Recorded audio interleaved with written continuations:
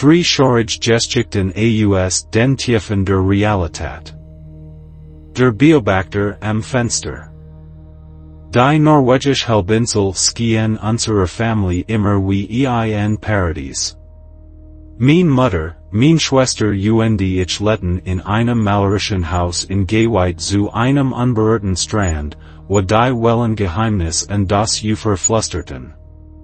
Aber wie ich im Alter von nun Jahren lernt, kann das Paradies die dunkelsten Schrecken hinter seiner schönen Fassade verbergen. Unsere Einfahrt war ein seltsam Satz, schmal und gewunden, kaum breitgenig für ein Auto, das sich durch die Kiefern wie ein dunkles Band durch die Wildnis schlangelt. Von oben musste es wie ein chirurgisch Narb in der Landschaft aussehen. Mein Schlafzimmerfenster war das einzige, das diesen schattigen Pfad überblickt, ein einziges Auge, das über unsere Verbindung zur Außenwelt wacht. Ich erinnere mich an diesen Winterabend mit der Art von Klarheit, die nur mit einem Trauma einhergeht. Die Sonne hat bereits 6 Uhr dem Dunkel nachgegeben, typisch für dies Jahreszeit in Norwegen, wo der Winter das Tageslicht wie ein hungriges Biest verschlingt. Ich war auf unserem Sofa im Wohnzimmer gekehrt und in das gemütlich lüftende Fensters vertieft, als die Stimme meiner Mutter meine Zufriedenheit durchbrach. Schatz, wir bekommen bald Gast. Warum schaust du nicht in deinem Zimmer weiter TV? So ein unschuldig Bit. So gewöhnlich Wort. Ich hatte keine Ahnung, dass sie Michigan in einen Albtraum führen würden. Ich sammelt mein Sacken und schlürft in mein Schlafzimmer, die Lan unter meinen Füßen narten wie alte Nochen. In dem Moment, als ich die Tür aufstieß, fühlt sich etwas falschen. Die Luft im Inneren war anders, schwer, dick mit einer unnatürlichen Kalt, die mein Ot prickeln ließ. Die Art von Kalt, die nicht von offenen Fenstern oder ausgefallener Heizung kommt, sondern von etwas Ursprünglicherem. Etwas Falsches. Ich schaltet die Heizung ein und versucht soll die Kalt als auch das wachsende Unbehagen in meinem Bauch zu vertreiben. Ich entschied, dass ich etwas Süßes zum Fernsehen braucht, und ging zurück ins Wohnzimmer. De passiert es, dieser Moment, der mein Traum für Jahr verfolgen wird. Als mein Hand den Turknopf berührt, überke Michigan ein Gefühl, das ich immer noch schwer beschreiben kann. Es war, als hat mein Unterbewusstsein einen Jäger entdeckt, den mein bewusster Verstand noch nicht registriert hat. Dieser alte Teil unseres Gehirns, der Weiß, wann wir gejagt wurden, schreit plötzlich auf. Im Augenwinkel, durch das Fenster, dacht ich, etwas gesehen zu haben, jemanden. Ich dreht Michigan abrupt das Herz hämmert in meiner Brust, aber das Fenster seid nur Dunkelheit. Der rational Teil meines Verstands, der Teil, der noch in kindlicher Unschuld festhielt, versucht, es als Paranoia abzuden. Nur Schatten, die Streich spielen. Nur Fantasie, die verrückt spielt. Ich zwang Michigan, das Zimmer zu verlassen, schnappte mir meine Süßigkeiten und kehrt zurück. Das Fenster war jetzt leicht geöffnet, nur ein Spalt, aber genig, arktisch Luft hereinzulassen. Ich stande, wie erstarrt, und starrte auf das Fenster. Ich hatte es nicht geöffnet. Mein Mutter öffnet im Winter nie Fenster. Doch da war es, klaffend wie ein stummer Schrei. Das Kratzen kam als nächstes. Zunächst leise, fast sagernd. Es konnten erst Güssen sein, sagt ich mir. Es konnte der Wind sein. Aber Baume kratzen nicht mit Absicht, und Wind bewegt sich nicht mit so absichtsvoller Rhythmik. Dan sah ich in. Sein Gesicht drückt sich wie ein groteske Mask gegen das Glas, die Hand in jeder sieht gespreist, alsob versucht, in mein Heiligtum zu gelangen. Das Licht der Veranda hinter ihm warf sein Zug scharf in den Vordergrund, einschwellen wangen, hol schläfen und dies Augen. Gott, dies Augen. Dunkelring umgeben sie wie blaue Flecken und geben ihm das Aussehen einer Leiche, die aus dem Grab auferstanden war. Aber der Ausdruck in innen war es, der mein Blut gefrieren ließ, ein hungrig Erwartung, ein roberisch Vorfreude, die jede Menschlichkeit auslöscht. Einen endlosen Moment lang starrten wir uns durch das Glas an, ein Kind und ein Monster, getrennt durch bloß Zentimeter fragilen Schutzes. Dann weiteten sich sein Augen, die Pupillen erweiterten sich wie Schwarzlacher, und sein Mund dehnt sich zu etwas, das vielleicht ein Lächeln sein wollt, aber mehr wie ein sich aufnehmend Wand aussah. Ich schrei nach meiner Mutter mit jedem Atemzug, den ich in meinen Lungen hat. Der Klang zerschmettert den gefrorenen Moment, und verschwand aus dem Fenster, alsob nie de Gusen war. Aber ich wusste, was ich gesehen hat. Mein Mutter kam näderlich gerent. Und gerät alssie mein Zimmer erregt, klingelt die Türklingel mit unschuldiger Fröhlichkeit, als wär dies ein ganz normaler Abend. Sie ging, die Tür zu öffnen, und ich hört Stimmen, sein Stimme, die Wort sprach, die normal klangen, aber Unterton von etwas Veritatem trugen. Behauptet, Essen zu liefern, ein Adress zu überprüfen. Aber wir leden auf einer kleinen Halbinsel, wo jeden kannte, und mein Mutter erkannt in aus dem örtlichen Gemüsleden. Sie wusste, das lag. Wichtiger war, sie spürt die Dunkelheit, die hinter seiner alltäglichen Fassade lauert. Monat später kam die Wahrheit in all ihrem Schrecken ans Licht. Die Polizei fand sie auf seinem Dachboden, ein 13-jähriges Mädchen, das Tage über aus ihrem Schlafzimmer verschwunden war. Der Gestank der Verwesung hat schließlich sein Geheimnis den besorgten Nachbarn verraten. Sie war die ganze Zeit so nah an zu Hause gewesen und doch so schrecklich weit entfernt von der Rettung. Wir zogen innerhalb eines Jahres in die Stadt, aber erst viel später verstand ich vollständig, warum. Mein Mutter hat in jener Nacht etwas erkannt, vielleicht etwas in seinen Augen oder in der Art, wie in unserer Türstand und mit guter Leichtigkeit Lügen erfand. Sie hat den Rauber unter der menschlichen Maske gesehen. Manchmal, in meinen dunkelsten Momenten, nagt schütten mir wie ein lebendiges Wesen.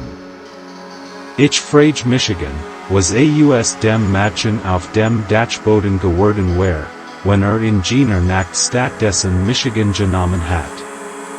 Aber dann erinnere ich Michigan an die Wort meiner Mutter, die sie Jahr später sprach. Böses ist kein Nullsummenspiel. Dein Überleben hat ihren Tod nicht verursacht. Sein Böses hat ihren Tod verursacht, und die Anwesenheit deiner Mutter hat dein Leben gerettet.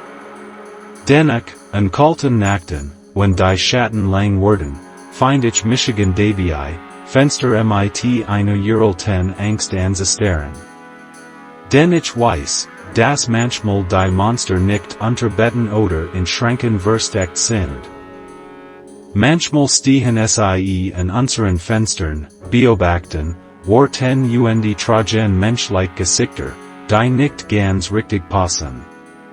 Und manchmal ist das einzig, was zwischen uns und Innenstadt, ein Schutzender Instinkt der Eltern und ein paar Millimeter Glas. Ich have nie herausgefunden, ob sie in für sein Verbrechen hingerichtet haben. Norwegische Gefängnisstrafen sind eher auf Rehabilitation als auf Bestrafung ausgerichtet. Aber ich mag mir vorstellen, dass immer noch irgendwo eingesperrt ist. Das Fallhaus. Hashtag das Fallhaus. Amanda dacht, sie hat die perfekt Mietwohnung gefunden, $225 im Monat, eigens Badezimmer, nur weiblich Mitbewohnerin. Die Warnzeichen waren da, in der Dämmerung, als sie sich dem Haus am Abend näherte, die verdächtig handgeschrieben Notiz, die sie zur hinter der Weis, die staubigen Fenster wie blind Augen, der seltsame Mann die Vierzig, der Vorgab, der Vermeider zu sein. Das Haus verschlang sie in seiner Dunkelheit, beleuchtet nur durch ein einzelne Küchenlamp, die mehr Schatten als Licht warf. Leer Raum erstreckten sich vor unmobile oder Leben. Jeder Schritt, den sie macht, halt bedrohlich in den hohlen Gangen weiter. Ein Schauer lief den Rücken hinunter, als sie in der verschlossenen Tür vorbeiging, die nicht offenen wollte, und dem Haupteingang, der mit Holzbrettern verriegelt war. Aber es war der Keller, der fast zu ihrem Grab ward. Damon Zurst, Le Shelter, sein Sohn im schwachen Licht aufblitzend, als in die Petschwars tiefte Tiet. Amanda sagert, ihr Instinkt schrien sie zu rennen, aber sie zwang sich zu lächeln und in die Dunkelheit zu blicken. Gerade als sie hinabsteigen wollte, samt Telefon mit einer zufälligen Textnachricht, die den Zauber der Angst brach und die Ausrede gab, die sie braucht, zurückzuweichen. Ich muss das nehmen, sagte sie, schnell zurückweichend, das Lächeln des Manns verschwand dabei. Sie eilt aus dem Haus, fand ein Notloch über einen Notfall und versprach, später zurückzukehren. Als sie davenfuhr, konnte Amanda das Gefühl des Grauens nicht abschütteln. Das Bild des Lächelns des Manns und der dunklen, leeren Raum verfolgt ihr Gedanken. Sie schaudert bei dem Gedanken, was hat passieren können, wenn sie in den Keller gegangen war. Sie wusste, dass sie nur knapp etwas unheilvollem entkommen war. Später, als die Polizei das Haus untersucht, fanden sie erschreckend Beweis dafür, dass Amanda einem schrecklichen Schicksal tatsächlich knapp entgangen war. Die Kellertreppe war mit einer Angelschnurfall versehen, und darunter befanden sich alle Werkzeuge, die für ein grausame Begegnung benötigt wurden, ein Besenstiel, umwickelt mit Ledergürten, Rollen von Kleband und ihr unheimlich Gegenstand, die in der Dunkelheit warteten. Das Haus war seit Monaten verlassen, und der Mann hat dort gewohnt, geplant und auf jemanden wie Amanda gewartet, in sein Fall zu tappen. Die Untersuchung ergab, dass der Mann ein Geschicht hat, junge Frauen zu ähnlichen Immobilien zu locken. Seine Absichten, obwohl nie vollständig entfüllt, waren eindeutig bösartig. Amandas Schnellreaktion und ein bisschen Glück hatten sie dafür bewahrt, sein nächstes Opfer zu werden. Amanda konnte das Erlebnis nicht loslassen. Die verschlossene Tür, die leeren Raum, das beunruhigend Lächeln des Manns, all das spielt sich immer wieder in ihrem Kopf ab. Sie hat immer auf ihr Instinkt vertraut, aber dieses Mal war sie besonders denkbar, dass sie auf die in ihr Stimme gehört hat, die sie zum Gehen gedrängt hat. Monat Virgingen, und Amanda setzt ihr Leben fort, aber die Erinnerungen das Vollhaus blieb. Sie dacht oft darüber nach, wie nahe sie der Katastrophe gekommen war und wie einfach Entscheidung ihr Leben gerettet hat. Sie macht es sich zur Aufgabe, ihr Geschichte zu teilen, in der Hoffnung, dass sie anderen als Warnung dienen wird, immer auf ihr Instinkt zu vertrauen und vorsichtig zu sein, wenn etwas nicht stimmt. Der digitale Doppelgänger. Hat mir bei den Collegebewerbungen, unterstützt Michigan in einsamen Zeiten und kannte jedes Detail meines Lebens. Aber David, mein David, hat nie existiert. Der echt David stand in dieser Nacht vor mir, sah genosso aus wie auf seinen Fotos, behandelt Michigan jedig wie ein Fremd. Denn war ein Fremder. Jeds Gespräch, jeds geteilt Geheimnis, jed spatabendlich SMS hat mit jemand anderem stattgefunden, jemandem, der den echten David jahrelang beobachtet, sein Leben dokumentiert und in bei Fußballspielen fotografiert hat, wo kein Familienmitglied anwesend war. Dies mysteriösen Fotos von David beim Fußballspiel, aufgenommen aus der Mensch, jemand war dort gewesen, hat zu diesen, gewordet und gelernt. Sie kannten seinen Zeitplan, sein Lieblingssorten, den Geburtsnamen seiner Mutter. Sie hatten ein perfekt digital Mask seines Lebens geschaffen. Der Nachmer verschwand, Beaver war in enttarnen konnten, aber war nicht fertig. Jahr später fand mein Mutter ein weiteres Profil, mit meinen Bildern, meinem Leben, meiner Identität. Manchmal frage ich Michigan, ob sie immer noch da draußen sind, in Jamans digital Ot schlupfen, netze aus Lugen und gestelinen Erinnerungen leben. Es begen alles ganz harmlos. David und ich treffen uns online durch ein gemeinsam Interessengruppe. Wir verstanden uns auf Anhieb, unser Gespräch flossen Mahilos.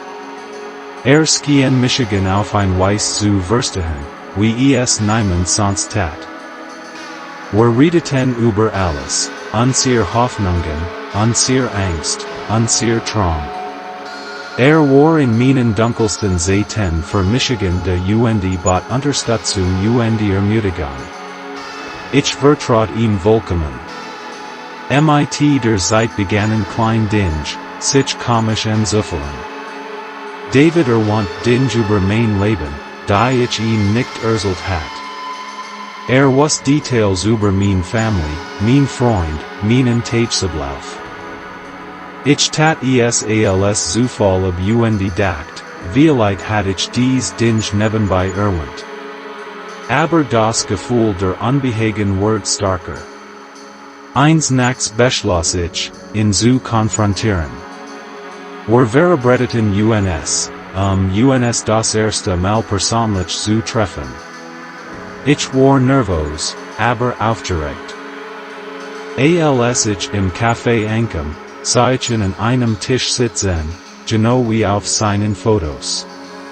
Aber sobald auf sie und sich unser Blick treffen, wusste ich, dass etwas nicht stimmt. Erkannt Michigan nicht. Behandelt Michigan wie ein Fremd. David, fragt ich, mein Stimme zittert. Sah verwirrt aus, Entschuldigung, kann ich Sie? Mir wird schlecht. Das war nicht der David, mit dem ich jahrelang gesprochen hat. Das war ein Fremder. Ich versucht zu erklären, aber bestand darauf, dass keine Ahnung hat, wer ich war. Ich verließ das Café benommen, mein Verstand rast. Wem hat ich all die Zeit gesprochen? Ich begann, unser Gespräch zu durchforsten und nach Hinweisen zu suchen. Ich fand Fotos von David, wie Fußball spielt, aufgenommen aus der Mensch. Jemand war dort gewesen, hat in beobachtet und sein Leben dokumentiert. Sie wissen alles über ihn, seinen Zeitplan, sein Lieblingssorten, den Geburtsnamen seiner Mutter.